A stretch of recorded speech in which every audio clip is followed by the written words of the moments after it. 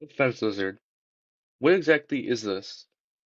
Well, the fence lizard is a small North American spiny lizard found in both the western and eastern United States. I'll be talking about the western variant for this video, but the eastern one I will talk about in the next video that I make. The western fence lizard can be found in the states of Nevada, Utah, California, Idaho, Oregon, and Washington, as well as northern Baja California, Mexico.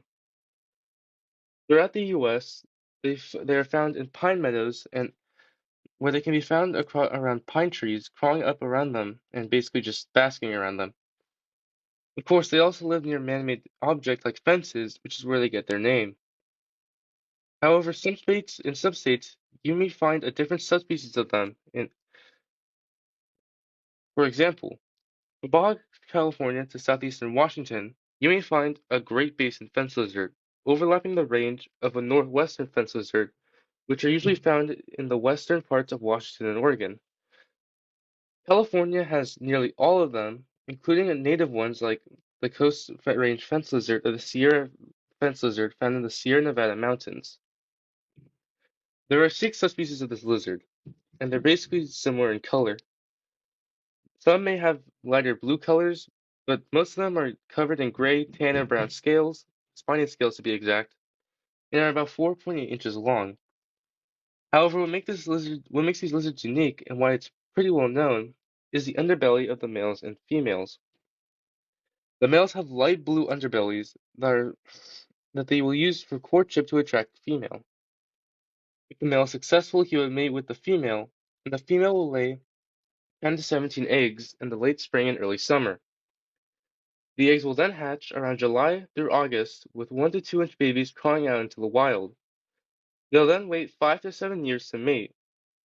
Obviously, since they're pretty small, they're insectivores, so they only eat things like grasshoppers, crickets, beetles, worms, flies, butterflies, caterpillars, spiders, etc. They also have a bunch of predators like snakes, birds, bobcats, and coyotes.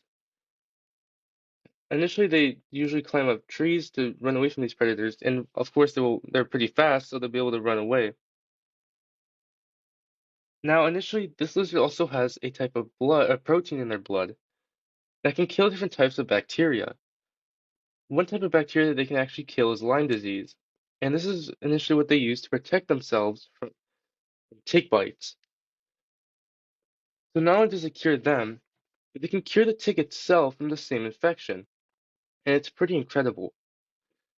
These guys aren't endangered, and they're actually they have pretty stable populations. And initially, as they are least concerned, and you could probably tell because there are about 6 species of this lizard. However, in places like California, they could be under threat somewhat by invasive lizards like the Jackson's chameleon, house geckos, or even the gnolls that initially made their way into California. These are pretty unique lizards, and although there isn't too much to talk about them, they're pretty stable in population-wise, and they're just kind of, well, common, but at the same time pretty unique.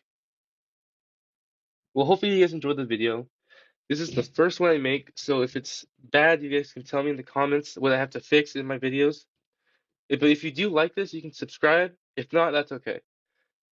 Also, if you guys do find this good and you think I should do more of these, put in the comments of what reptile you guys want me to do next.